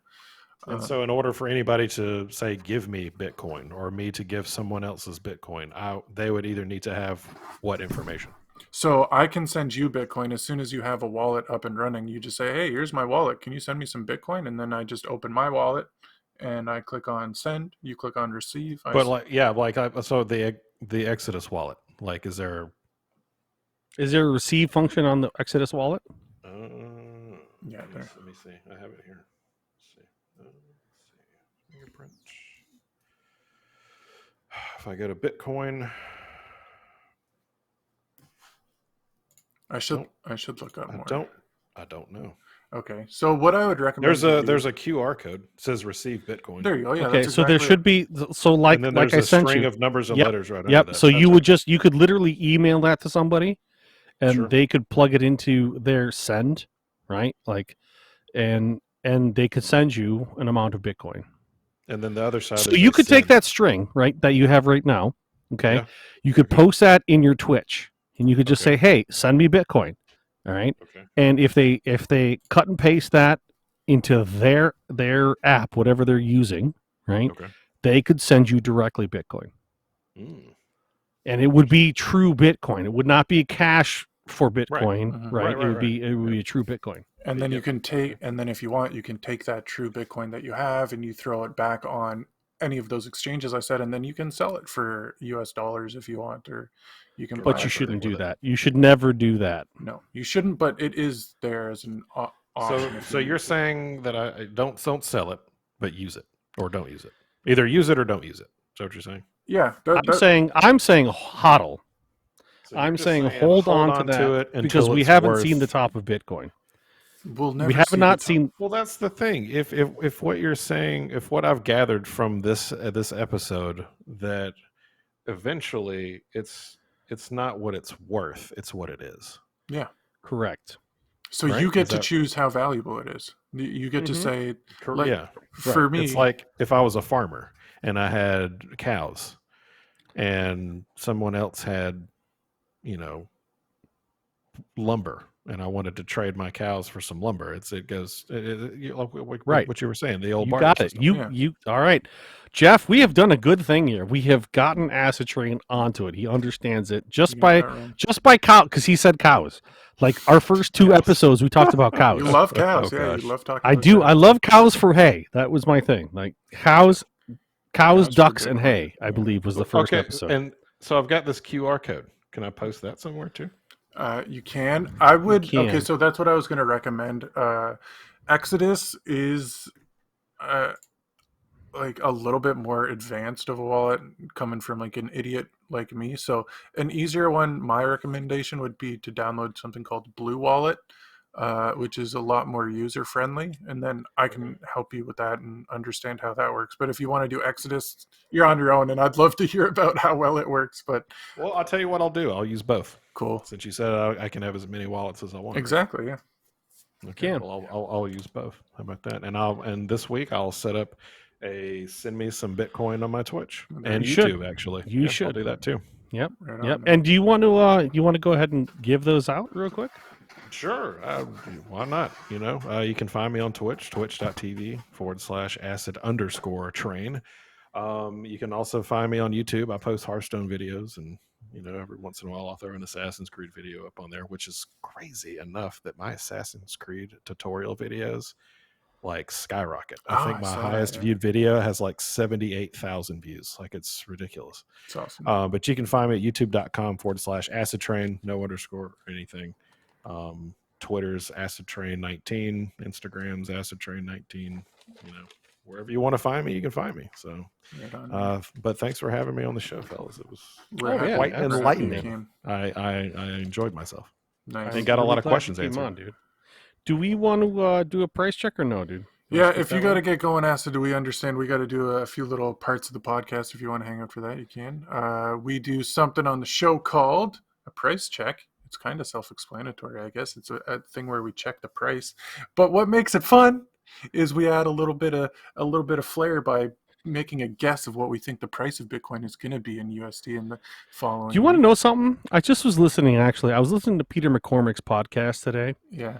and Surfer Jim, he kind of kind of like shamed us a little bit, right? Because he was right. Like he called it. He was like, 1 Bitcoin is going to be worth 1 Bitcoin. Well, yeah, that's what we talked about on this I show, know. kind of a little bit too, right? No, So, and but here's the thing. McCormick just had American HODL and who I know, else? I Shit, love all who these else? guys. I talked I to them. know he had Bitcoin Tina on. Yeah, he's right? the best. That was his latest episode. And you know what they did? They made a bet. They Yeah. bet half a Bitcoin hmm on whether or not Bitcoin would be valued at 300,000 by the end of the year, right? Yeah. So I don't feel bad about us playing this little game anymore. I No, feel good about exactly. it, you know. Yeah. You know? So I got in a little bit of a argument with Peter McCormack on Twitter today because Did you? yes, well, I think he probably knows who I am because I shit post on a lot of his You tweets. do. But somebody doing that. asked, I can't remember what happened, but basically I was like, yeah, Bitcoiners don't really give a crap what the price of Bitcoin is in USD terms. It's just kind of for funsies. And he responded by saying, actually, a lot of people care about the price. And I'm like, no, if you're a real Bitcoiner, you don't care about how much it's worth in dollar terms. You just, it's an easier way to get people that are not in the know to look into it, right? Like if somebody's, and I think that's a lot of people's first entry point to it is, I don't know what this is, but it's worth a lot of money and I want to make a lot of money. So what the hell? So it's an easy way to get people interested in it. But the sooner you realize that like you were saying earlier, you said, yeah, my wife asked me about the price. It doesn't matter. You know how much Right. It Bitcoin I doesn't. have. But at the same time, it is still fun because it only No, goes up. well, it is, and again, I just keep going back to Satoshi and his amazing understanding of psychology. He knew it was going to be, lack of a better term, diagnosed. Bitcoin is diagnosed by U.S. dollar value, right? And so that's everybody's entry point. They have to look. It started off where you could buy 2 pizzas with 10,000 Bitcoin or whatever it was, and now you could buy 2 pizzas 10,000 sats. with Did you see 10,000 that? sats. It's You know, crazy. like it's ridiculous. But people have to have a starting point. They have to have an entry point, and that's why I love doing this every week. Not only because I'm still up 2-1. And I think I'm going to be up like 3-1 right now Yeah, because I I'm like beating impressed. you because I'm competitive, but Doing also great. because, it's just how people think. It's how people Yeah. operate their lives, And it So makes it easier to understand. it really Okay, kind of so enough of that. does. All right, here we go. Here what we was the go. Here we price? go. All right. You have the So stats. last week I said it was going to be at 61,420 and 69 cents, and you said it was going to be 59,465 and 44 cents. Dude, I gotta Okay, be close. and then Surfer Jim said it was going to be worth 1 Bitcoin, so he copped out on that one, but He won. that's fine. One Bitcoin That's is fine. worth I still one love Bitcoin. Jim, and I can't wait to have him back. To be honest with you, but okay, so So what y'all do is you guess we guess what is going to be at the next Next time, week by week. Yeah, yeah, next time we record. at the next recording of this show, right? So wait, let's first find out who won, because honestly, it's right in the middle, right? Yeah, What do you have right now? Let's see, opening up. So it's $60,660.48. Oh, it's climbing. See, I've Is got that something Canadian? different here. It changed. No, that's American. 60,660. I got 60,579. So it does And change I a have- little bit depending on which exchange you're looking at because they're all kind of. Yeah, this is just from my Exodus app. Yeah. Okay, and I have 60,695 and 56. So, Okay, and in oh my Canadian, god, dude! Like, in Canadian. I'm gonna have to do some math for a second here. So you I guys know need it. to talk about something for a second. Okay, the 'cause price I of really Bitcoin want- in Canadian acid is $77,806, which means the Canadian dollar is plummeting so fast, man. How many loonies is that? That's 77,806 loonies, dude. I can't believe you guys are legitimately laughing at us. It's funny. every day, dude. Surfer every Jim day. didn't even know How that it many was called Tim Horton donuts is that? Do we know? 77,800. Did you just say Tim Horton donuts? Oh my god. Oh, Those are dude, the some- fact that you called out Tim Hortons is great. I Tim fucking Hortons love is it. delicious. Nothing wrong with that. I've never been to a had Tim Hortons. You got to neither. invite me. You got I to just want invite to me go and to the family Canada, up so I go can to get Tim some Hortons Tim and come Hortons. home. Yeah, you guys can come up whenever. You know what? The coffee's pretty good. The donuts are pretty. I've heard good things about the coffee. I The really problem have. with Tim Hortons coffee is that you never like. You know when you go to McDonald's, it almost tastes the exact same every time. That's why I like Mhm. McDonald's. When It you does go taste the exact same every time. Yeah, with Tim Hortons, sometimes you get up one morning, you go get your Timmy's, and it's just like, this isn't a good one, and it just throws off your whole day and makes me sad. Oh man, Wait. a So you're saying Tim Hortons is not consistent? it's not It's consistent. not consistent, man. That's I guess not an advertising point. It's not That's good. horrible. no, I Don't go know. to- Don't go to Timmy's. Go to Jimmy's. His brother, Jim Hortons, new coffee shop. It'd be nice if it was make Oh coffee God, at home, I keep save money. typing it in wrong. Hold on a second. All right, I'm almost there. Right We'll find on. out who won. This is really going to be Oh. close, dude. Like legit close. How are you feeling about Bitcoin now, Acid? Are you a little bit? I wanted to ask you. When I first brought it up to you, did you think I was crazy? And now that you've talked to me further, are you confirmed that I'm completely insane? I at no point thought you were crazy Oh, because I knew that it was a thing. I knew it existed. I knew it was legitimate. You know, as far as what it was, I just didn't know How to do more it. what it was. But I can say now that I am more confident in it than I was before the start of this podcast. Nice. Okay, so we did a little help, and yeah, they call it orange pilling when you really bring somebody in. So I've been working on orange pilling Doug for a while now. He's still Now, not. I'm with- probably not going to go standing on the top of my house screaming, "Everyone in the neighborhood go buy Bitcoin." Oh, you will. You will. Not at least not yet. Not yet. So, but as of now, Well, I'm he doesn't excited. own any yet, dude. I know, dude. Once he I'm owns I something, can't excited. wait. We'll have a re-up episode next year at Acid Train 1 year later. Dude, I was at the top of the hill. Go ahead. screaming No, dude. I want Acidtrain back on like mid-July because I think that's when things are going to pop off. Like just Okay, before listen, that. I will be more excited when I get my first Bitcoin or Satoshi donation on Twitch Yeah, dude, or for on sure. YouTube. Yeah, Oh, download. dude, that's easy. I'll And- fucking do and- that. I'll give you some and Satoshi. That's fine. I will be no, and I will be able to take that and spend it on a Coke and a bag of chips. There you go. Well, you know what? I'm gonna send you a few. See, links I for some call that. apps I you call can- that my gallon of milk.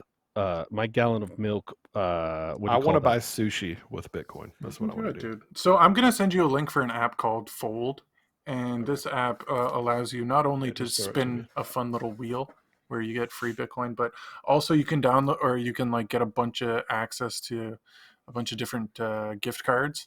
And then when you buy the gift cards, you can buy them with your Bitcoin, and then you can spend the gift cards on stuff. And then when you spend those gift cards, they give you sats in return. But I'm gonna send you the link for that because Dude, I'm not even gonna lie. This is all Jeff does all day. While spinning we were wheels. talking Gift earlier, cards. while we were talking, I made a because I bought my scotch before the show tonight, Ugh. and I bought it on my Fold card. oh yeah, dude, Um, I've been meaning to ask you about it. Oh, dude. Send me a link to where to get a card. I will. Okay. Thank you. And Well, the thing of it is you got to be on a list, brother. I'm very special and cool. He's So extremely look at ahead. you. I'm like screaming because I've been waiting for my card for forever. you have to get more people. So here's the thing. Here's what you do, I'm Jeff. patient. I'm Send Acid Train your link, and because that's what happened, dude. I invited so many people, I got bumped up on the list. yeah, I That's know. I gotta believe that's what happened. But it came right? down to my theory of I don't want to seem pushy to anybody because I can No, say, no, hey, no, no, do you no, know no. about Bitcoin? No. And then I say, oh, click this Everybody listening, no matter what medium, YouTube's, whatever, just go ahead and message us at Twitter, right? So at @whybitcoin_. All right, and Jeff will send you his Fold link, I and would you guys love can that. sign up for Fold. Okay. There you go. But that's what happened, dude. I had so many people invited, and they came on board, and it bumped me up. It like shot me right to the top. So how is the actual usage of the card? Is it easy? Is it good? So the only issue I have with it, honestly, is they use a third-party system called Plaid in order for me to transmit my fiat to them. Mhm. Okay, and Plaid is garbage. Plaid does not work with my bank, which is Okay. irritating as hell. But when it does, because it's like it goes on and off. It's so bizarre. Like there will be some days I'll buy like an Amazon gift card or something, works fine. And the next day I try to do the same thing, it won't work. Plaid is pissing me off, and their customer service is hot garbage. I've reported and everything else, and I'm really disappointed in Plaid. Fold in and of itself is awesome.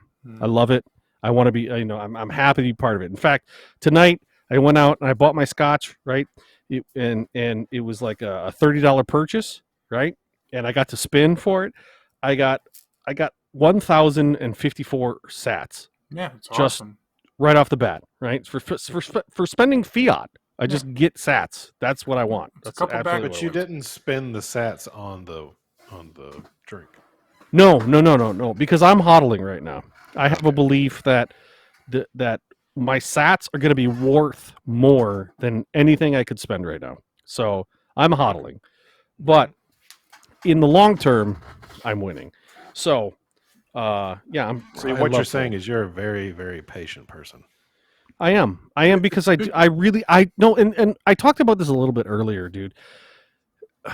Bitcoin is a mindset more than what the technology is and everything else. Bitcoin is a concept, and when you buy into it as a concept, you start to understand, if I spend this Bitcoin, that is opportunity lost, right? So And are you confident enough to say Bitcoin will be at where you want it or where you think it is going to be at by the time you die? yes, and you know what? I'll back that up. Okay, and I don't care what Fed is listening right now. Honestly, I took a loan out against my wife's 403b. Okay, which I think maybe your wife actually probably has a 403b. I'm not quite sure how that works, but I actually took a loan out and I bought Bitcoin with it. Right. So if you borrow against your 401k or your 403b, okay, we don't borrow, but that's a whole nother episode. Well, right, but here's the thing: if you're going to take that money out, Yeah. okay, and you don't want to pay taxes on it, it has to be a loan, right? So I took that money out, and we made some other payments that we had to do for the house and whatnot. But I took out a loan, a fairly sizable one. I'm not going to say how much because you know what, it's my business. But the point is I took about half of my loan and I bought Bitcoin with it. What'd you do with the other half?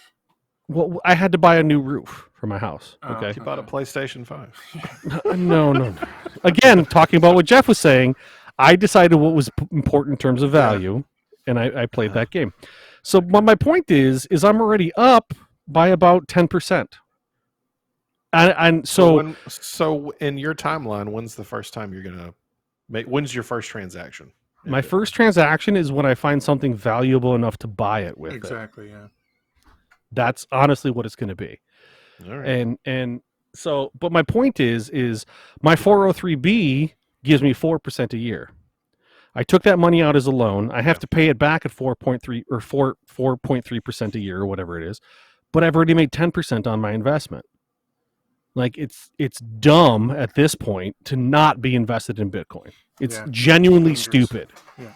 And I don't mean to insult anybody, but if you are not investing in Bitcoin right now at this level, because what's going to happen is when it shoots to the moon, as we like to say, you're going to feel dumb not being part of it at this point. Mm-hmm. And I saw an interesting tweet this week. Somebody said future generations, your offspring, I believe is what they said, will judge you on how you perceived Bitcoin. They will either think you're a financial genius or you're a joker. Mm-hmm. You know, and I genuinely, I think that's pretty accurate. If you're not on top of this right now, if you're not taking personal responsibility right now, you're missing a boat. What it is. Yeah, we're watching a change in the way civilization functions, and so people of the future are going to be like, "How did you not see this coming?" The same way when the internet was coming out, people are like, "Oh yeah, we're all going to talk on these computer screens and stuff." And anybody that was like, "That'll never happen," well, look at them now. The internet, no, that's a fad. That'll go away. You know what I mean? Like Bitcoin, I don't think personally. Please, everybody, do your own research. I don't think Bitcoin's going away. I really don't. And if you're not on board right now... How long has it been around now? 2011? 2009 it launched. Okay. 2009. Okay.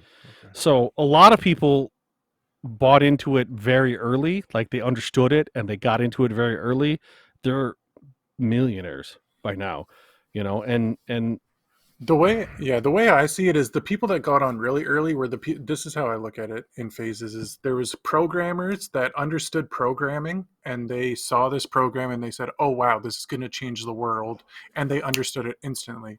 Then came a little bit of kooky guys that kind of knew computer stuff and they're like, "Oh, I kind of get this. This is going to change the world."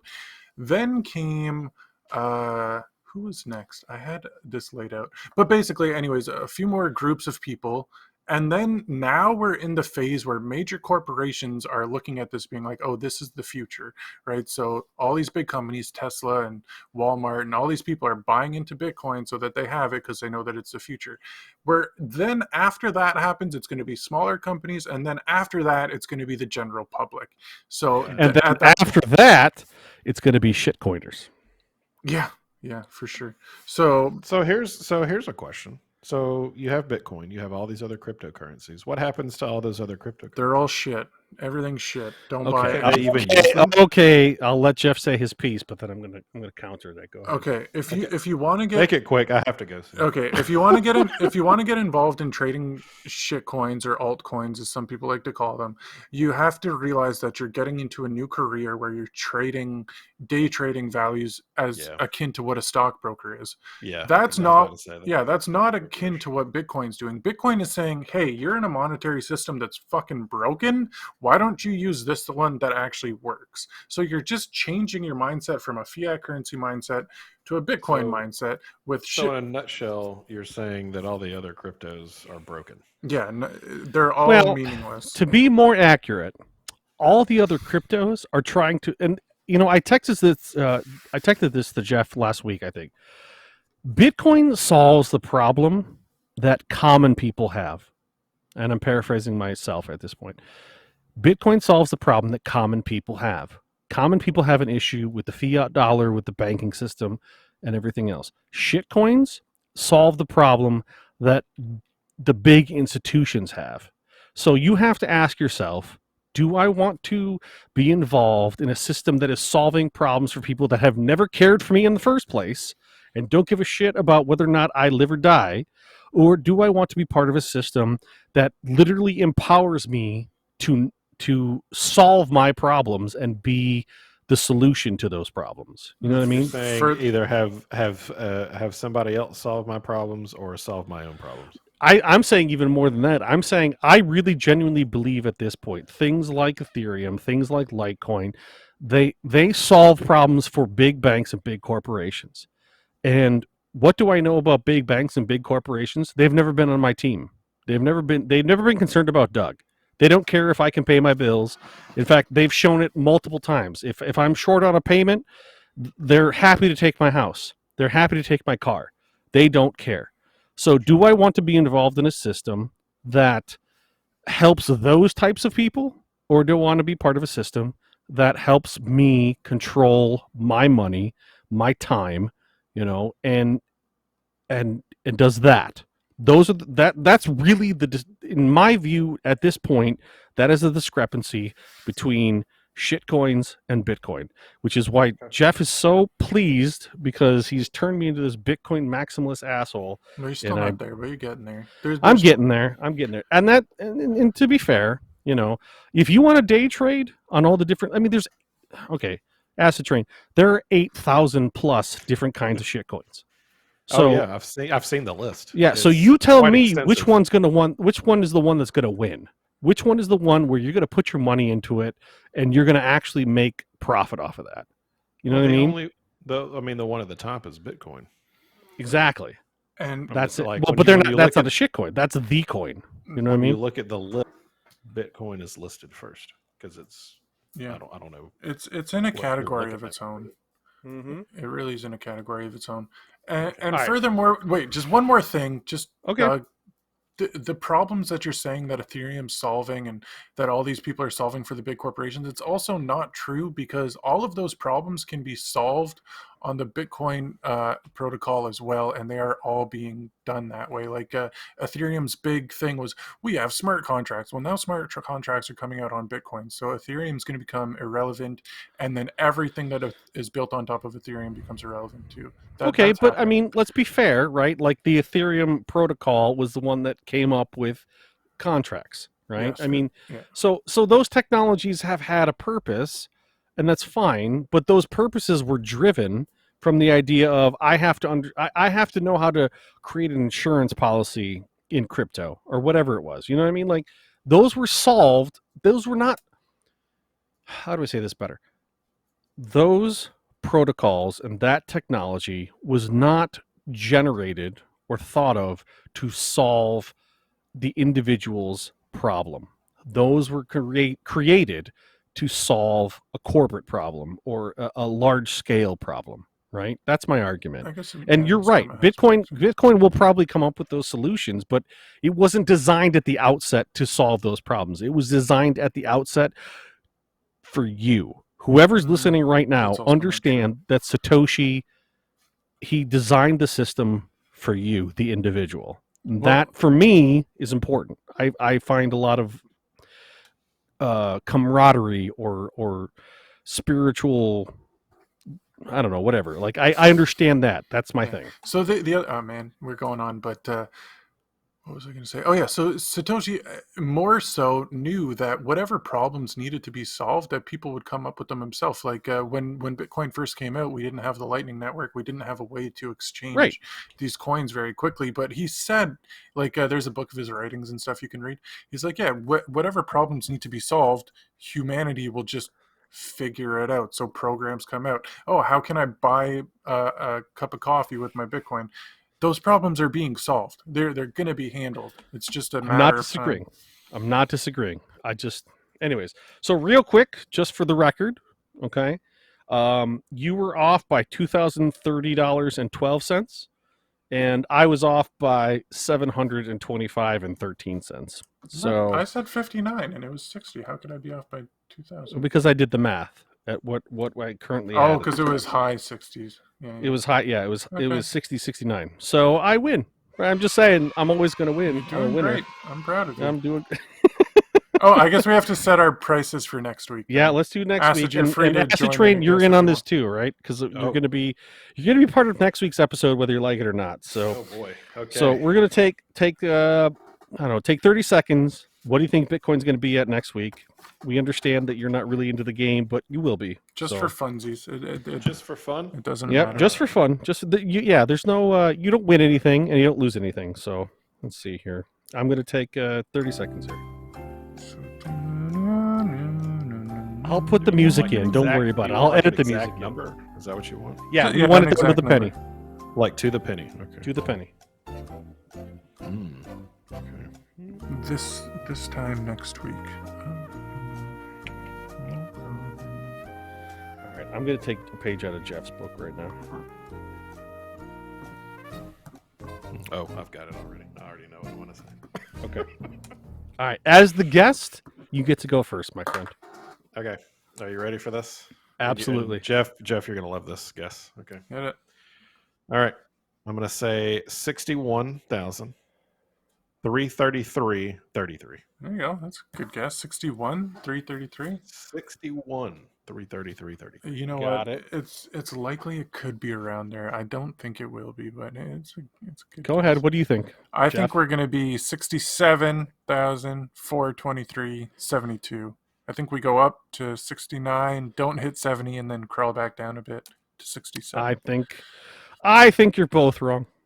I'm gonna be the Jeff of this episode. I'm gonna say 71,000. Nice. 209.50 cents. Cool, man. I hope we break 70. I feel like we should, but I don't know if It's we been will. consolidating so long, dude. I just feel like it's gonna. Everybody's Someone's gonna. You know what? freaking out. Honestly, here's the thing: if that rumor about Walmart buying $1 billion worth comes true, if that comes out this week, we easily go to 71. And Easily. we have the Coinbase IPO. There's a whole bunch of shit going on. There's a whole bunch of stuff. What's going on right now is exactly what was going on mid-December when I started freaking out. It's all the same messages I'm seeing on my Twitter feed. Oh, look at this. Oh, it's a spring ready to pop, blah, blah, blah, all this stuff. But back then I didn't understand it. I just kind of knew there was some magic in the air. And now I know what's going on. So I'm like anxious and like waiting. So it's going to be fun. All right. Cool. All right, guys. I think that's a pretty good episode. Yeah. Acidtrain, please give us give us your email or your addresses one more time, and then Jeff, take us out, my brother. Sure. You can come hang out with me on Twitch, twitch.tv/acid_train. Check out any YouTube videos I got going on at youtube.com/acidtrain, no underscore. Check me out on Twitter and Instagram on acidtrain19.